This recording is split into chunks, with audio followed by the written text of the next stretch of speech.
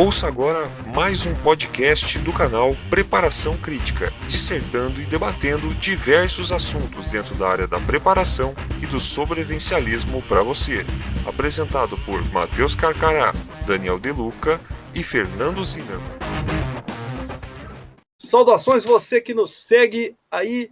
Aqui a gente vai começar mais um podcast do Preparação Crítica, falando aqui quais as primeiras atitudes em caso de uma crise grave que você pode tomar para que você não seja aí uma vítima disso ou que consiga passar pela crise da melhor forma possível.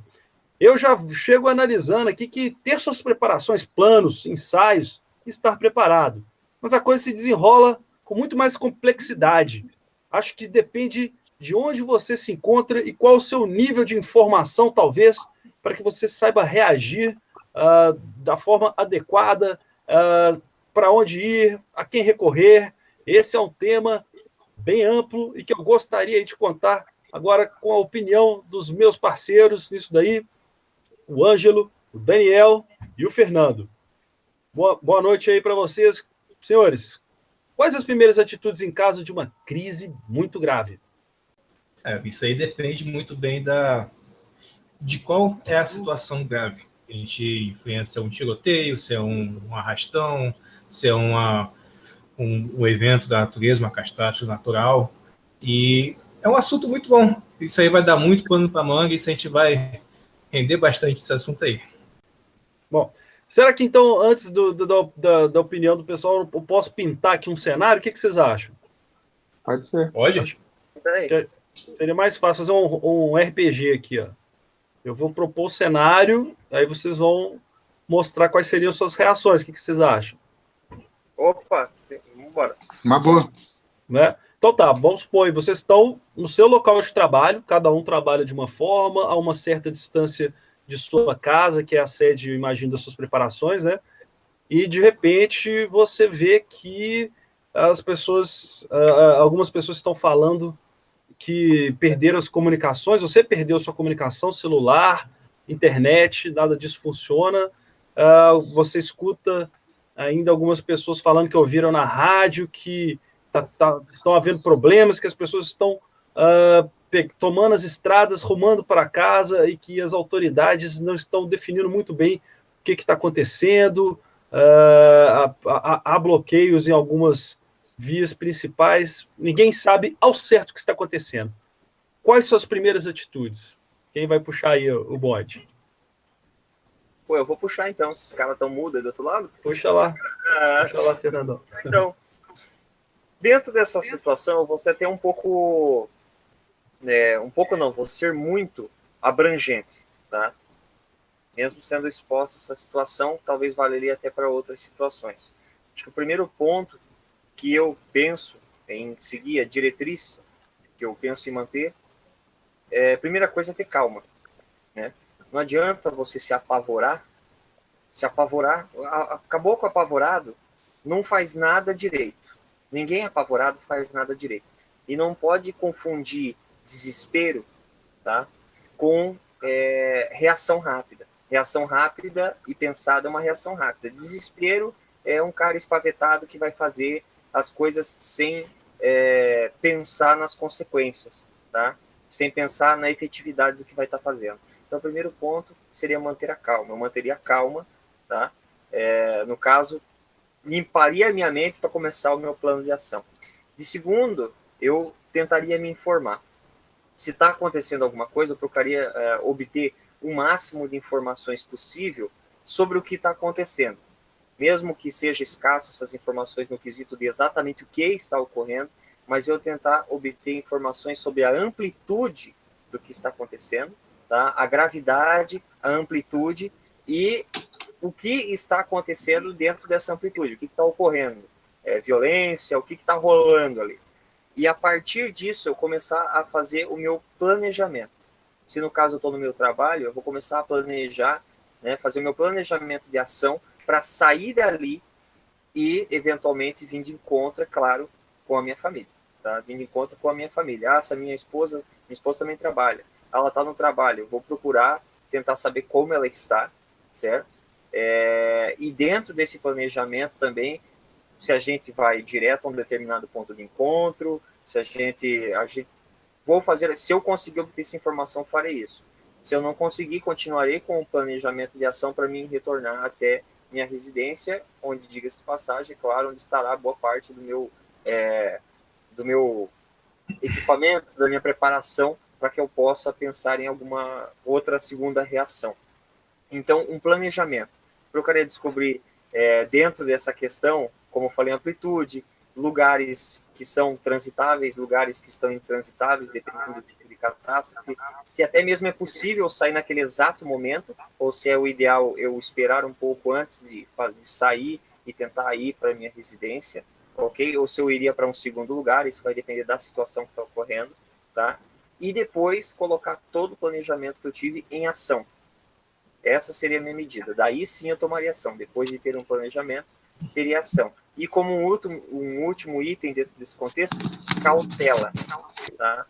Ter muita cautela para exatamente saber, no caso, se eu estou tomando uma ação dentro de um planejamento, se está tudo correndo do jeito que eu quero, se eu não vou ter que mudar alguma coisa durante essa ação. Seria por aí, digamos assim, uma questão bem abrangente, não só nessa situação que o Matheus colocou, mas em outras, serviria para outras também. Ô, Fernando, só para a gente fechar essa primeira análise sua, eu vou fazer, aí eu vou colocar essa mesma questão para todo mundo também colocar. Qual que é a distância e como é que você reagiria? O normal seria você passar onde sua esposa trabalha, ela passar onde você trabalha e os dois irem juntos, ou os dois se encontrarem juntos em sua casa? O que seria, assim, originalmente o plano? Dentro dessa situação, por exemplo, vamos falar aí não, nós não teríamos como base, por exemplo, eu passar, pegar e chegar, até porque eu trabalho na cidade vizinha, né? Em lados totalmente opostos, né? Essa distância hoje do meu trabalho até minha casa é 15 quilômetros, tá? Uma distância de 15 quilômetros. Eu geralmente trabalho ou de moto ou de carro. Se eu tivesse de moto, eu teria uma ação, porque eu tenho inúmeros atalhos que eu conheço para chegar aqui, sem ter que passar diretamente pelo asfalto, né? Tem uma área bem grande de estradas de chão, por exemplo, que cortam para a região que eu moro. Então, eu teria ali... Essa seria uma das minhas medidas, por exemplo, estando de motocicleta, para conseguir chegar na minha residência, certo? No caso da minha esposa, ela teria que vir direto do trabalho dela. Caso não fosse possível, ela ia ter que ficar onde ela está e ela ia ter que aguardar que eu tomasse a medida de ir buscá-la. Eu ia pegá-la ou onde ela está no trabalho, ou combinar algum local em específico para que eu a pegasse. Mas, considerando a região que ela trabalha, o mais seguro seria que ela permanecesse onde ela está. Tá? Isso dependendo da situação. Caso fosse alguma coisa que obrigasse com que ela saísse, né, de lá. Mas o mais provável seria que eu tivesse que ir lá resgatá-la, digamos assim, né? Então eu teria que percorrer uma distância de 15 km, com muitas possibilidades de trajeto, tá?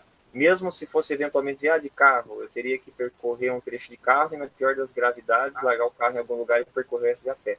Mas eu ia ficar com um trecho bem pequeno de a pé para percorrer, né? Dentro desses 15 quilômetros. Então, nessa parte, eu acredito superável. Eu tenho vários planos de caminho para seguir. Agora, no quesito chegar até a minha esposa, e se no caso eu tivesse que ir, seria bem mais complicado.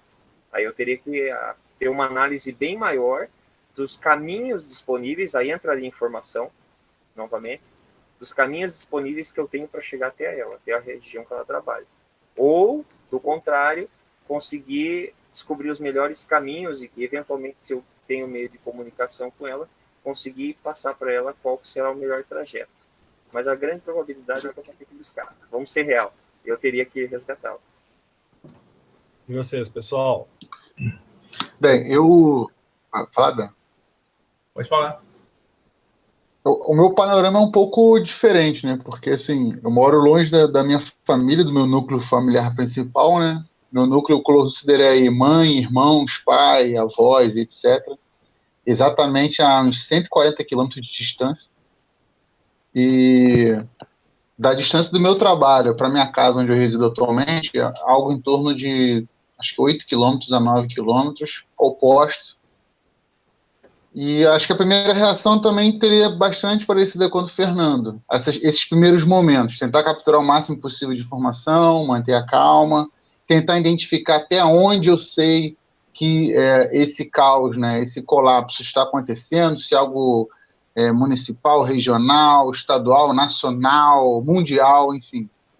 Mas na minha primeira, eu não sou sobrevivencialista, não teria também não sou aquele preparador que tem um bug-out bag escondido na mochila, não tenho carro hoje. Hoje eu dependo de condução, até porque é mais prático, né, meio urbano. E eu teria que me deslocar para minha casa, no caso, quase uns 10 quilômetros acima. E de lá, enfim, aqui eu tenho inúmeros recursos. E aí está um questionamento interessante, que a distância daqui para minha família é 140 quilômetros. Eu passo por 4 grandes estradas do estado do Rio de Janeiro. São elas a Rio Teresópolis, na Avenida Brasil, Dutra, Linha Vermelha.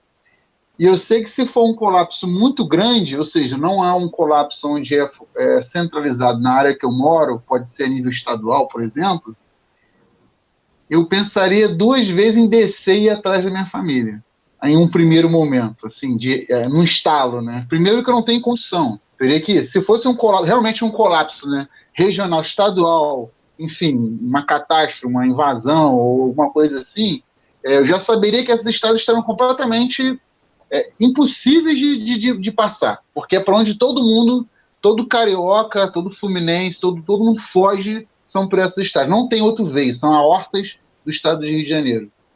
E daqui para minha cidade, para ir por dentro, só roubando um carro, vamos botar assim, né? Ou uma moto, para encontrar. Aí eu confiaria mais em tentar estabelecer qualquer tipo de comunicação, entendeu? Me estabelecer na minha casa o máximo que puder, a nível de entender o que está acontecendo, para depois tentar que a poeira um pouco abaixar e ir atrás dele, do que ir desesperadamente atrás dos familiares, porque eu sei que vai ser uma chance com maior probabilidade de sucesso. É um pouco cruel, né? Aí eu não é nem pensar em ser solitário, não. É pensar em ser apenas racional mesmo. Ô, Ângelo, te perguntar... Vocês estão me ouvindo, gente? Sim. Então, deixa eu te perguntar, nesse caso, haveria alguma probabilidade de o inverso ocorrer? Por exemplo, seus familiares que estão, né, num local mais densamente povoado te procurarem, que está talvez numa situação um pouco mais afastada de um caos pior, por exemplo? Isso caso as comunicações fossem restabelecidas, ou num momento restabelecidas, isso passa na sua cabeça como possibilidade? Não, passa sim, já pensei isso inúmeras vezes. Inclusive, hoje eu tirei até o meu certificado de radioamadorismo pensando nessas possibilidades de comunicação a longa distância. Oh, parabéns. Na verdade, no fundo, vai basear mais na questão da confiança mesmo, em que eles vão se virar por um determinado tempo desse início de caos e eu vou me virar aqui. Porque, assim, para eles virem para cá, é até pior, porque não vai ser um carro ou uma moto. Vai ter que ser 2, 3, 4 carros pelas mesmas vias, entendeu? Pelos mesmos meios de transporte, que vai estar o caos aqui no Rio, entendeu? E meios alternativos aqui, talvez, não sei, aí vai da análise, né? Teria meios alternativos e muito mais distantes para chegar onde eu estou, tanto eles virem quanto eu irem para lá? Teria sim. Mas, assim, será que ia ser uma distância enorme?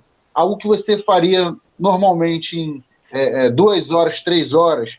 Com engarrafamento faz 4, de repente, num caos faz em 24 horas, tá entendendo? Será que valeria a pena? Eu acho que valeria mais a pena confiar neles, tentar estabelecer qualquer tipo de comunicação, confiar que eles estão bem, estão seguros, eu aqui deixar a poeira baixar para depois a gente ver qual é o melhor caminho para um dos outros se encontrar, entendeu? Pelo que você menciona, praticamente, numa situação de caos, as vias de acesso estariam praticamente intransitáveis. Isso. Interessante ver essa situação, né, cara? É uma realidade de quem vive no Rio de Janeiro ali, né? Tá meio estrangulado, não, porque outra coisa, é uma realidade, não é sobrevivência, não. Já é uma realidade, entendeu? Em determinados dias que, por exemplo, aqui a gente tem a linha vermelha. A gente vê no WhatsApp, Twitter, não sei o que, arrastão linha vermelha. Aí daqui para lá só tem 3 vias.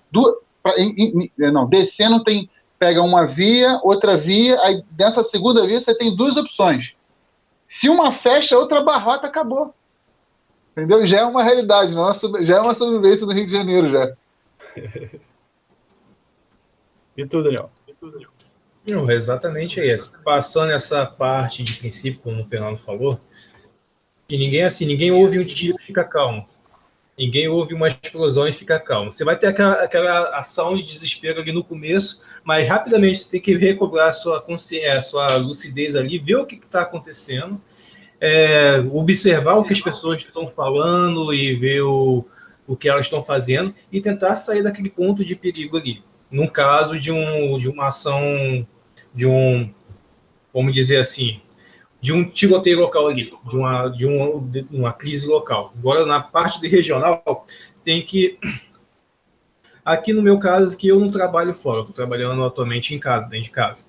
Então, para mim, fica mais fácil. Mas na questão do Fernando, que trabalha na cidade vizinha, a esposa trabalha em outra cidade, teria que ter aquele planejamento prévio do que se pode fazer, de como vai se encontrar, como tu vai chegar em casa, sem ter que passar pelas vias principais, até mesmo de buscar a esposa, ou no caso dela ter que vir sozinha, qual seria o treinamento que seria dado, qual seria a instrução que você poderia passar para outra pessoa. E é o que eu penso sobre isso. Daniel. E explanando o seguinte, só complementando, explanando o seguinte, que nessa minha situação, tá, eu não tenho nem no caso um planejamento, um pré-planejamento de qual exatamente eu ia pegar, porque dependendo da situação pode mudar totalmente o meu plano. Então o que eu tenho e o que eu sempre falo que, como eu falo, não adianta tentar planejar uma situação hipotética, né? E ter base só nela, porque pode acontecer algo totalmente diferente. Então, o que eu tenho é uma pré-preparação, uma base, né? Uma pré-base daquilo que eu vou fazer. Então, eu tenho um mapeamento de todas as vias possíveis que eu tenho, né? Todas as vias alternativas, para ir, como eu falei, com a informação, na hora planejar, eu vou fazer isso aqui, vou fazer isso e vou fazer isso. E planos ainda, uma outra visão alternativa em cima do que eu vou fazer, tendo por base as outras vias, caso eu tenha que desistir de uma e passar para outra, né, para conseguir o meu objetivo. E no caso da minha esposa, acho que é a parte mais complicada, porque para ela, por exemplo, dependendo da situação, como eu falo, seria analisar mesmo, seria ficar, ou caso tivesse que sair, eu ia ter que passar uma instrução, né? Conseguir obter um contato e passar uma instrução. Caso eu não tivesse contato, o que poderia acontecer dependendo da situação, você não ter contato nenhum, eu teria que ir atrás, né? E a recomendação se possível, permanecer onde está. Essa é a minha recomendação. Se possível, só sair em último caso. Se possível, permanecer para que eu possa chegar até lá. Porque até Daniel, não posso esquecer do detalhe que meu filho tem que ser colocado em segurança também. Eu sou pai também, né? Envolve também essa situação, né? Mas nesse caso eu também tenho planejamento para poder botá-lo em segurança antes de eu me deslocar para algum lugar. Eu não faria isso, por exemplo, carregando ele comigo se eu tenho intenção de voltar. Aqui, eu queria fazer... Ô, Daniel, a sua situação, ela é interessantíssima. Ela talvez é a que mais difira entre nós três aqui, né? Porque é o seguinte, você já vai estar provavelmente no seu local, no seu local de refúgio mesmo, né? O que você faria? Você buscaria informações para reforçar suas provisões, as suas, sei lá, talvez às vezes defesas, digamos assim? Isso eu acho que muita gente gostaria de saber se fosse pego no meio de uma crise dessa envergadura regional, já dentro da sua casa, né? Isso é bem interessante. Qual seria a sua ação? Ela difere um pouco da de nós três aqui. Acho que depende da situação. Se for uma guerra civil que esteja acontecendo do lado de fora, que eu não possa sair da minha residência, vou fortificar a parte de defesa. Se for alguma coisa que esteja acontecendo no centro da cidade, que eu possa sair e ir até o mercado, eu sairia, reforçaria minhas provisões e voltaria para casa. Esse é o intuito, sempre de se proteger, tanto na parte de proteção mesmo de ameaças físicas, tanto na parte de provisões. Interessante. Eu, no meu caso, deixa eu expor aqui o meu caso, que eu ainda, né, não coloquei, eu trabalho a cerca de 3 quilômetros da minha casa. E, por sorte, atualmente, a minha mulher, ela trabalha a cerca de, digamos, 400, 500 metros do meu trabalho. Então, caso nós dois estivéssemos no trabalho, meu pensamento primário, claro, tudo vai depender das condições, seria, primeiro, eu gostaria de saber o que está acontecendo, né? E eu acho que eu teria, talvez, alguma vantagem por estar num jornal, porque ali as informações fluem, tem gente que está em contato com gente a todo tempo, e nós temos vários meios de comunicação, inclusive por rádio, né, que podem ser utilizados e que as pessoas acabam utilizando. Então, talvez ali eu tivesse alguma chance até de antecipar o que está acontecendo. Não é garantido, não é o que é certo de ocorrer, mas haveria essa possibilidade. Dentro disso, o meu contato com a minha mulher seria muito fácil. Eu teria que andar 5 quarteirões e encontrar com ela, talvez, né? Se for possível. É o caminho que eu imagino. Porque a primeira coisa que eu penso nessa situação é como está minha família, como eu vou garantir a nossa segurança em primeiro lugar, né? E aí depois é que seria elas, porque vai depender também o seguinte, ela algumas vezes trabalha de carro, algumas vezes vai de Uber. Eu sempre vou a pé. Então, se ela estivesse de Uber, provavelmente nós dois tentaríamos voltar a pé, o que é um caminho, é uma probabilidade boa de conseguir caminhos livres de problemas, porque tem uma multiplicidade de caminhos dos nossos dois trabalhos para casa.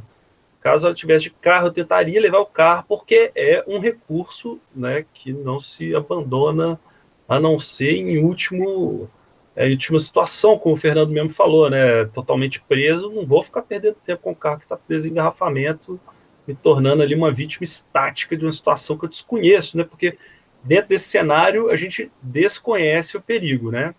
Então agora eu gostaria de propor dentro dessa proposta de cenários para vocês algo que o Daniel já alcançou, né.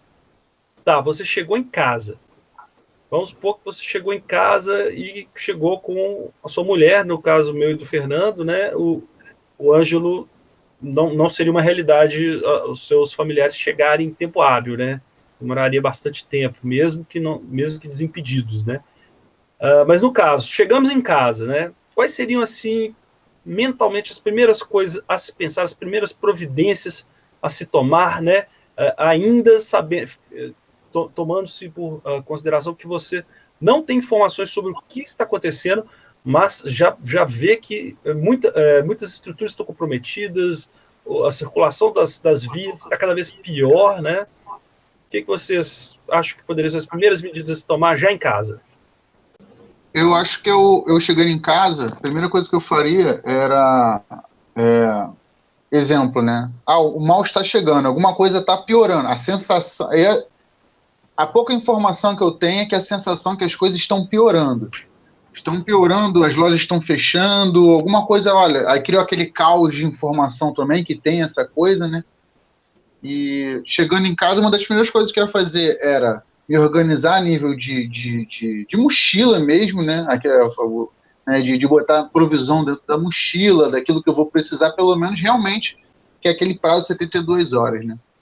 E está disposto a levar qualquer tipo de equipamento, lógico, rádio, bateria, sei lá, tudo possível para tentar comunicação de todas as formas possíveis e me manter assim, pelo menos por um certo período, isso sou eu, manter pelo menos um certo período, sair daqui de casa, porque eu moro numa área distante, tentar se aproximar mais do centro da cidade de forma segura, que eu me sinta seguro, para que eu consiga obter mais informações, mas já pronto, já com a minha mochila, com uma quantidade de provisões, enfim, de roupa, né? Mochila de acampamento, o que o pessoal chama de bugaus bag. Né?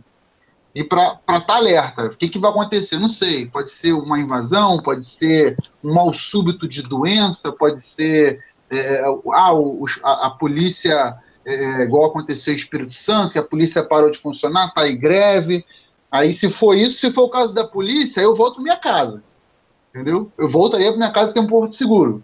Se não for o caso de polícia, é algo externo, desconhecido, aí eu tentaria já pronto, dali eu posso assim, olha, eu posso agora voltar para casa, ou eu posso sair andando, ou enfim, conseguir algum tipo de condução para me deslocar e sair da zona de perigo. Se eu achar que eu estou numa zona de perigo, entendeu? Aí valeria dele, porque aqui na minha casa ela é distante do centro, entendeu? E é perto da zona da mata, então aqui, com certeza, qualquer tipo de mal súbito, as informações vão chegar por último aqui, entendeu? Embora eu já consiga alguma coisa do trabalho, a distância que eu tenho do trabalho ao chegar em casa já mudou, pode ser que o panorama mudou, mas aí eu vou voltar de novo e tentar já estabelecer já pronto para qualquer coisa.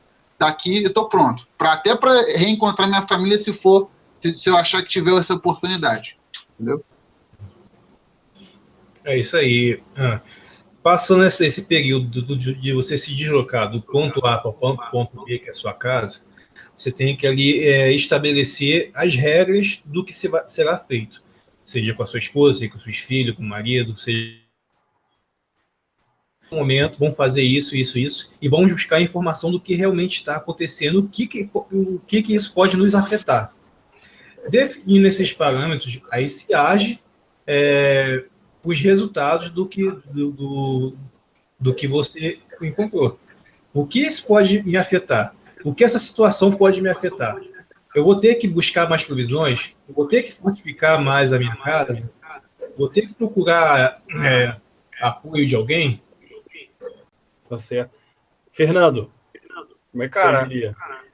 Vamos dizer assim, cheguei, consegui chegar na minha residência, consegui botar todo mundo em segurança dentro da minha residência, que é o meu primeiro ponto de segurança.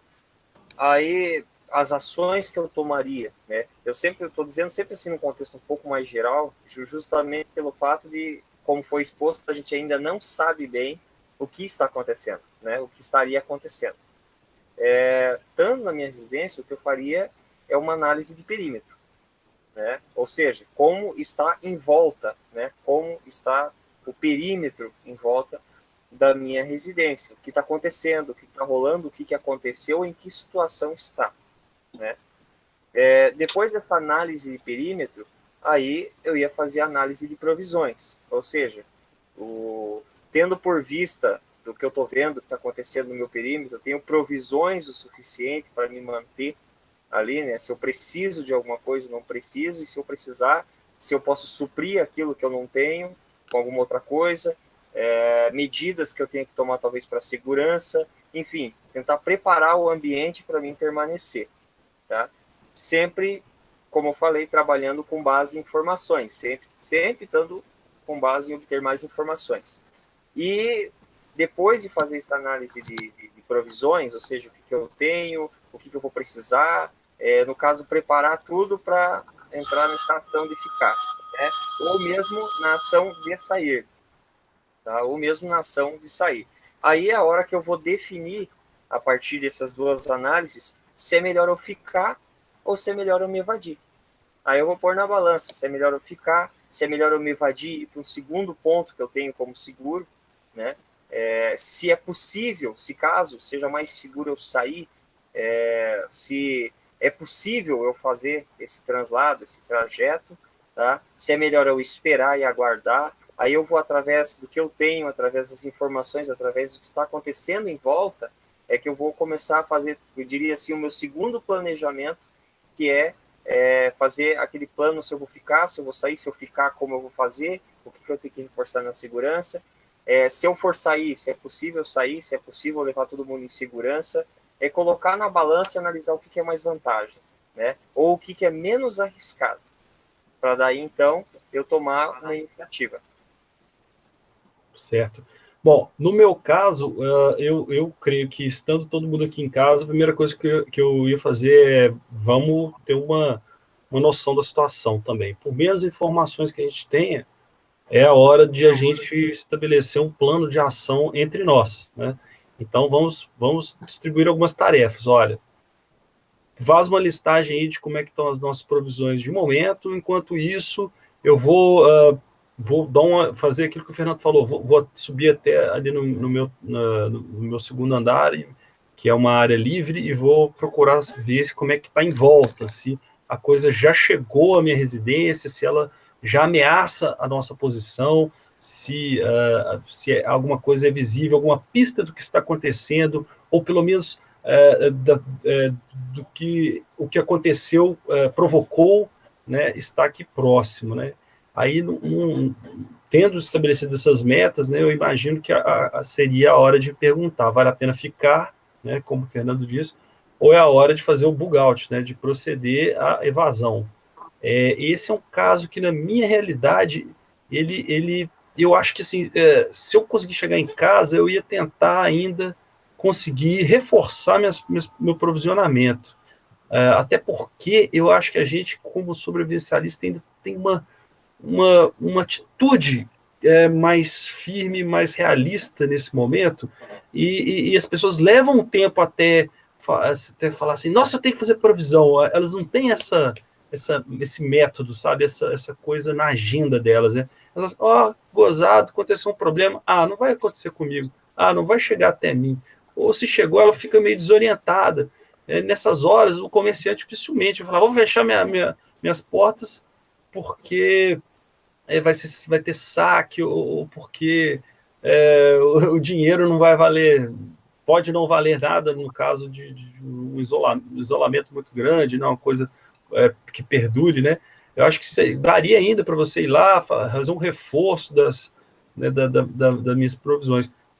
E a gente sair, cara, eu, minha mulher e meu filho pequeno, aventurando num espaço que a gente desconhece qual que é a segurança que estaria ali, eu acho um pouco complicado demais, né? Os objetivos mais próximos que existem aqui seriam a casa do meu sogro ou a casa dos meus pais, né?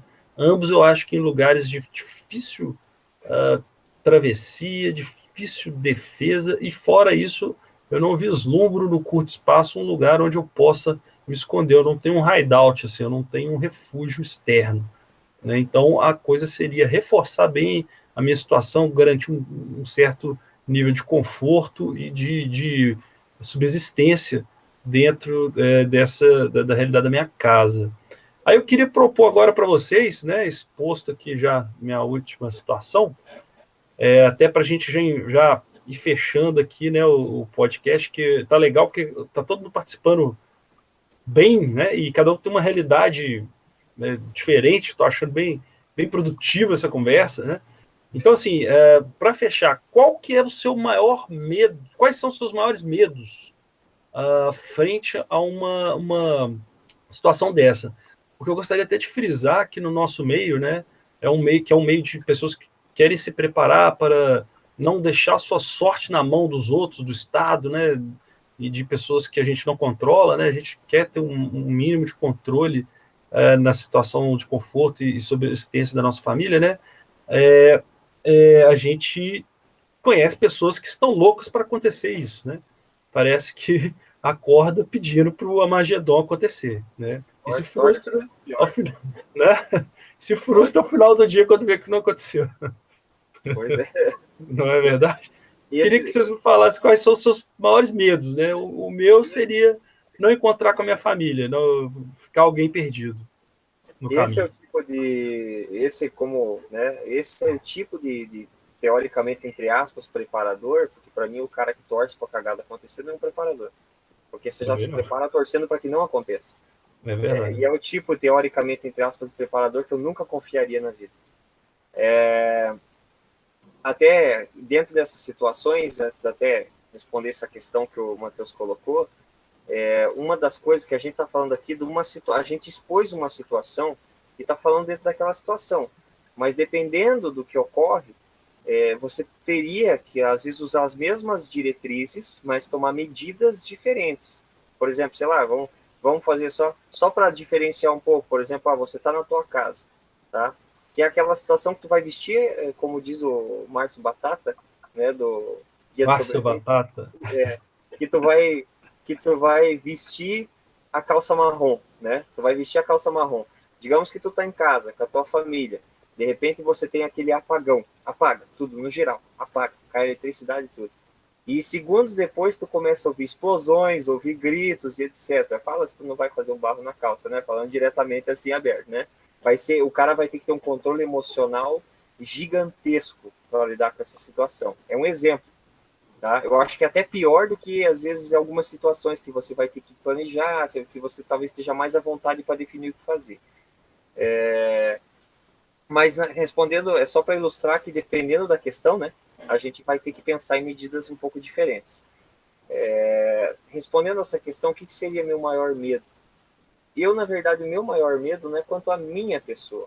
O meu maior medo é não conseguir proteger as pessoas que eu amo. Esse é meu maior medo. Igual o Matheus falou, não conseguir encontrar, alguém ficar perdido, ou mesmo eu ter todos sobre a minha guarda e eu não conseguir protegê-los. Tá? Particularmente, eu não sou preparador para mim.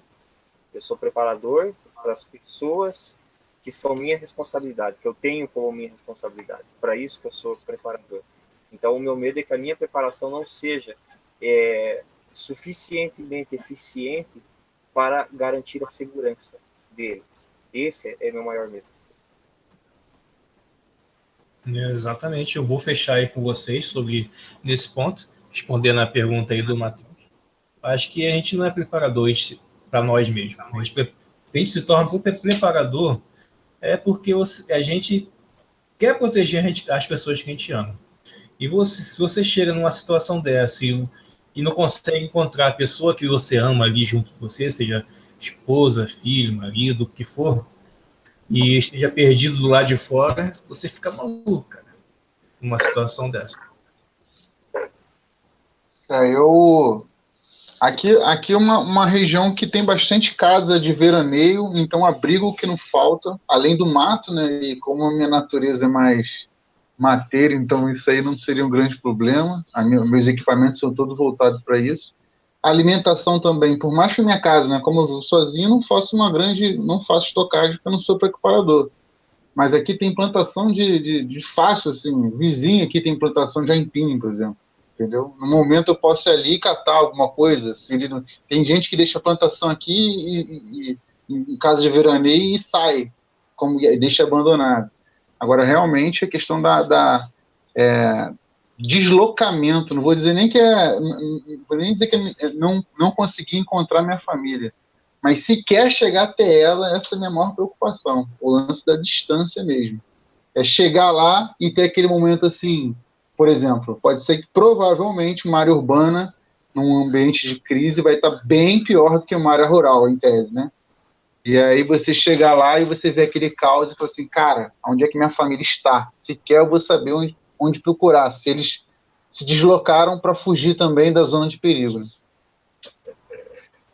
Correto. Bom, eu acho que, então, para fechar, eu acho que ficou, então, bem evidente que, em primeiro lugar, a gente tem que ter informações, é o que todo mundo bateu aqui na tecla, né? É o comum de todas as experiências, de todas as expectativas, né? Obter informações, estar atento às informações, antecipar esse tipo de ação, né? Já ter ali um caminho ou ideias de caminhos traçados, né? Bom, gente, então... Só para complementar, antes de que o Matheus encerre aqui, eu tenho certeza que às vezes muita gente vai ouvir esse podcast e vai pensar em diversas situações, a gente praticamente está direcionando a pessoa em pensar em diversas situações e soluções para essas situações. Mas tudo que a gente expõe, hipoteticamente falando, são situações em que você tomaria determinadas ações, outras você tomaria outras, e por mais que a gente colocou aqui só um pouco, isso daria muito assunto. Você que está ouvindo esse podcast está pensando, uma situação eu faria isso. Pense, por exemplo, talvez numa situação que ninguém pensa, né? Numa situação dessa, igual eu falei, meu medo é não poder proteger meus familiares, mas pense na situação em que você está num local, você tem um parente, esposa, filho no outro local, e durante essa situação catastrófica, você descobre que você perdeu uma dessas pessoas. E você está no meio da situação de causa e você vai ter que tomar uma atitude.